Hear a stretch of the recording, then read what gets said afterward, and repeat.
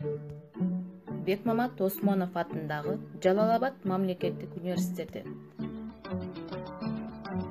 Жалал-Абад колледжинин жалпы 9 базадагы 1-курстары үчүн Кыргызстан тарых сабагы.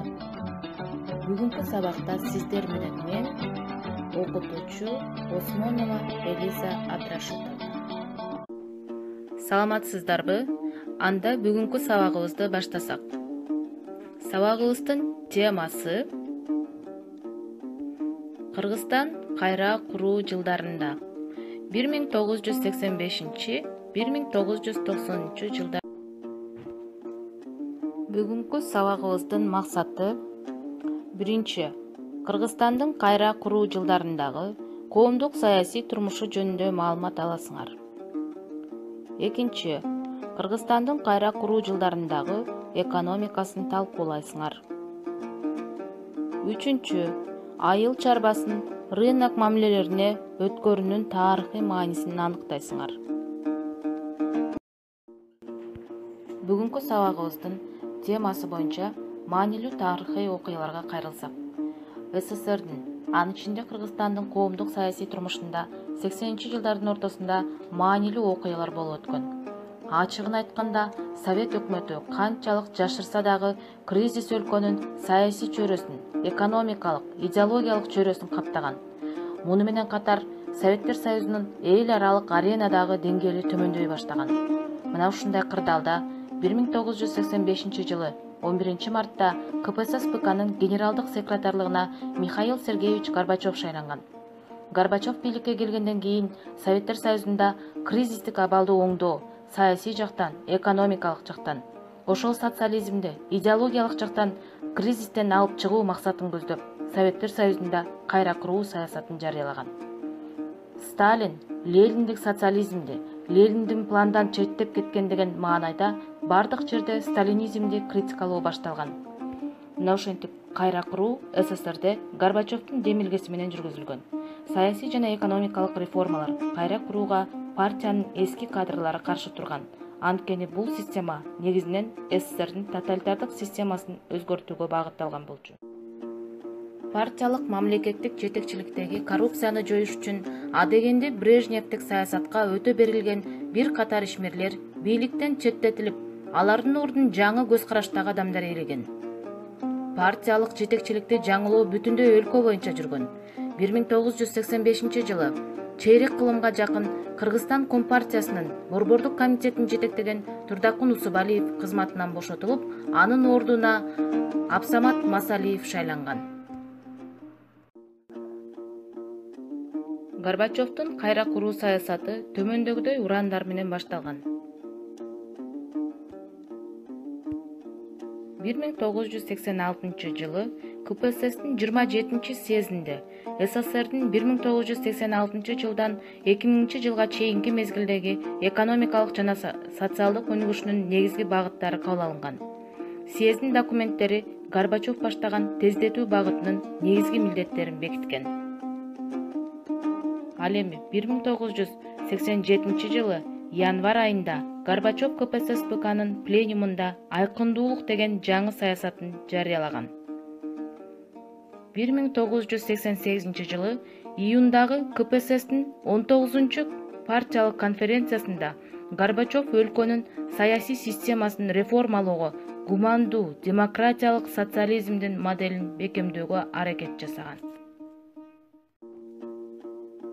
Анда Кыргызстандагы кайра куруу жылдарындагы кыскача тарыхый окуяларга кайрылсак. 1988-1989 жылдарда Кыргызстанда жаңы кырдаал түзүлгөн. Эгерде буга чейин кайра куруу жогортон бийлик тарабынан жүргүзүлүп келсе, ал эми төмөн жакка түшүп, ага эл массасы, коомдук уюмдар активдүү катыша башташкан. Коомдук турмуштун саясатташы тездик менен жүргөн. Кыргызстанда жаштардын алгачкы дискуссиялык, саясий клубдары пайда болуп, алар коомдук турмуштун актуалдуу, кызуу талкуулашып, өздөрүнүн пикирлерин эркин билдире башташкан. Кыргызстанда алгачкылардан болуп Демос, Замандаш саясий клубу түзүлгөн. Бирок булар бийликке карата оппозицияга өтүшө алышкан эмес. Анда сабагыбыздын жүрүшүндө силерге айтылган тарыхый окуялардын негизинде тесттик суроолор берилет. Силер өзүңөр туура деп эсептеген вариантты белгилегиле. Эгерде түшүнгөн болсоңор, тестке көңүл бурабыз. Сурообуз төмөндөгүдөй. 1988-1989 жылдарда коомдук саясий турмуштагы жаңы кырдаал кайсыл окуядан көрүнөт? А варианты.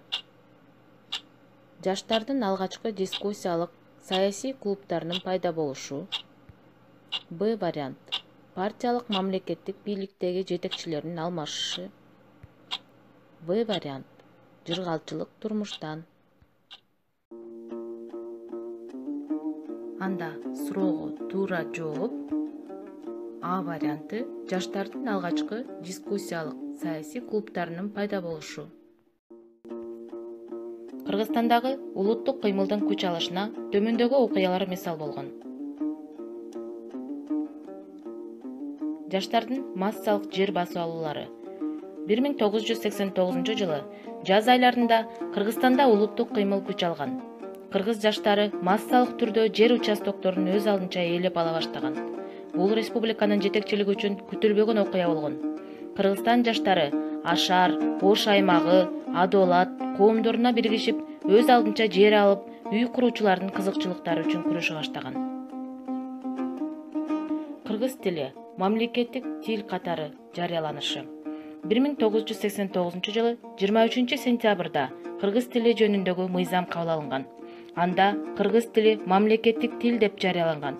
Орус тили улуттар аралык катнаштын тили катары таанылып, республикада жашаган бардык улуттардын тилдеринин тең укуктуулугу жана эркин өнүгүшү камсыз кылынат деп белгиленген.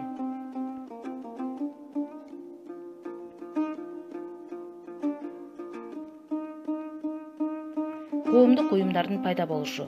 Кыргызстан көп партиялуулуктун түзүлүшүнө Ашар коомдук уюму чоң роль ойногон. КПСС жашап турган мезгилде партияларга жана саясий уюмдарга карата мамиле начар болгон. Алар бейформал уюмдар катары эсептелип, жетекчилери массалык маалымдоо каражаттары тарабынан эл бузарлар катары күнөөлөнүп, куугунтукка алынган. Бул албал КПСС таркалып, СССР кулаганга чейин созулган. Ошондой эле мамлекетти башкаруу 1990 жылы апрелдеги Кыргыз СССР Жогорку Советинин биринчи сессиясында Кыргызстан Компартиясынын Борбордук комитетинин биринчи катчысы Абсамат Масалиев Кыргыз Жогорку Советинин төрагасы болуп шайланган. Мамлекет башчысынын укугун алган. Сессиянын жүрүшүндө мамлекеттик бийликтин бутактарын, укуктарын тактоо, президенттик бийликти киргизүү жөнүндө сунуш айтылган. Кыргызстандын кайра куруу жылдарындагы экономикасы. Кайра куруунун жылдарында өлкөнүн экономикасын радикалдуу түрдө реформалоо жөнүндөгү чечим КПСС-БКнын июль айындагы 1987 жылдагы пленумунда биринчи жолу кабыл алынган. Бул реформанын максаты административдик буйрукчул башкаруудан элдин кызыкчылыгын көздөгөн экономикалык ыкма менен башкарууга биротоло өтүү экендиги жарыяланган. Экономикалык реформанын жүрүшүндө республикадагы өнөр жай ишканаларынын дээрлик бардыгы өзүн өзү башкарууга жана каржылоого өткөрүлгөн. Башкарууда айкындуулук күчөп, жооптуу жетекчилердин чогулуштары, кеңешмелери кыскарган. Натыйжада эмгектин өндүрүмдүүлүгү жогорулап, 1986 жылдан 1990 жылдарда республикада өнөр жай продукцияларын өндүрүү 17,5%га жогорулаган. Төмөндө айтылган тарыхый окуялардын негизинде тесттик суроолордогу жоопторду белгилейбиз. Кыргызстандын экономикасындагы кайра куруу багыттарын белгиле. А варианты. Ишкердикти күчөтүү. Б варианты. Арендалык акционердик коммерциялык коомдорду түзүү. Б варианты. Өнөр жай ишканаларын өзүн өзү башкаруу жана каржылоого өткөрүү. Г варианты. Партиялык бийликти күчөтүү. Кыргызстандын экономикасындагы кайра куруу багыттары. Сурообузга жооп В варианты. Өнөр жай ишканаларын өзүн өзү башкарууга жана каржылоого өткөрүү болчу. Айыл чарбасынын рынок мамилелерине өткөрүүнүн тарыхый мааниси. 1985-1990 жылдардагы эл чарбасын реформалоо үчүн жер, аренда, жерге карата менчик жана жерди пайдалануу жөнүндө мыйзам кабыл алынган. 1987 жылы СССР Жогорку Советинин сессиясында рынок экономикасына өтүү жөнүндө чечим кабыл алынган. Мурдагы колхоз, совхоздор менен катар чарба жүргүзүүнүн түрдүү формаларына, ыкмаларына жооп берилген. Келгиле анда кийинки тесттик суроого жооп табабыз. Айыл чарбасын базар мамилелерине өткөрүү үчүн кандай кадамдар башталган? А варианты. Дыйкан чарбаларын, кооперативдерди, фермердик чарбаларды түзүү. Б варианты. Айыл чарба продукцияларын сатууну мамлекеттин колуна алуусу. Айыл чарбасын базар мамилелерине өткөрүү үчүн эң алгач А варианты. Дыйкан чарбаларын, кооперативдерди, фермердик чарбаларды түзүү керек болгон. Тесттик сурообуз. Айыл чарбасынын базар мамилелерине өтүүдө эмне тоскоолдук кылган? А варианты. Административдик буйрукчул системанын шартында тескөөгө көнгөн эл өз алдынча чарба жүргүзүүдөн чочулаган. Б варианты. Айыл чарбасын пландоонун жана каржылоонун бир колго өтүшү. Айыл чарбасынын базар мамилелерине өтүүдө А варианты. Административдик буйрукчул системанын шартында тескөөгө көнгөн эл өз алдынча чарба жүргүзүүдөн чочулаган. Сабактын жыйынтыгында Советтер Союзундагы, анын ичиндеги Кыргызстандагы кайра куруунун натыйжасында төмөнкүдөй тарыхый окуялар болгон. Ошентип өлкөдө, анын ичинде Кыргызстанда КПССтин жеке бийлиги жоюлуп, демократиялык коомдун негизги белгиси болгон саясий плюрализм жана көп партиялуулук үчүн кеңири жол ачылган. Кыргыз СССРинин Жогорку Совети кыргыз тили жөнүндөгү мыйзамды кабыл алган. Республикадагы ишканалардын айыл чарба өндүрүшүнүн өз алдынчалыгы кеңейтилип, алар өзүн өзү актоонун, башкаруунун, финансылоонун негизинде толук чарбалык эсепке өтө баштаган. 1991 жылы 1 январга карата республикада 4567 дыйкан фермер чарбалары уюштурулган. 1990-1991 жылдарда айрым гана демилгелүү адамдар түшүмдүү жерлерди, техникаларды, жеңилдетилген кредиттерди узак мөөнөткө алышып, өз алдынча дыйкан фермер чарбаларын түзүшкөн. Бирок социалисттик чарба жүргүзүүнүн шартында кооперативдик кыймыл дыйкан жана фермер чарбаларда өнүгө алган эмес. Бүгүнкү сабактын жүрүшүндө каралган сабактын максатына кайрылабыз. Кыргызстандын кайра куруу жылдарындагы негизги тарыхый мааниси боюнча маалымат алдыңар. Кыргызстандын кайра куруу жылдарындагы экономикасын жана айыл чарбасын рынок мамилелерине өткөрүүдөгү реформалар боюнча тесттик суроолорго жооп таап, аныктадыңар. Бүгүнкү сабак боюнча үйгө тапшырма.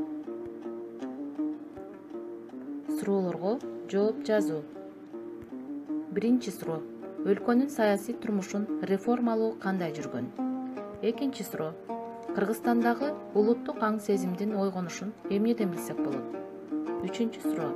Кайра куруу саясаты экономикага кандай таасир тийгизген? Балдар, эгерде тема боюнча дагы толугураак маалымат алгым кааласаңар, анда кошумча маалымат издөө ресурстарын пайдалансаңар болот. Бүгүнкү сабагыбызга көңүл бурганыңар үчүн чоң рахмат.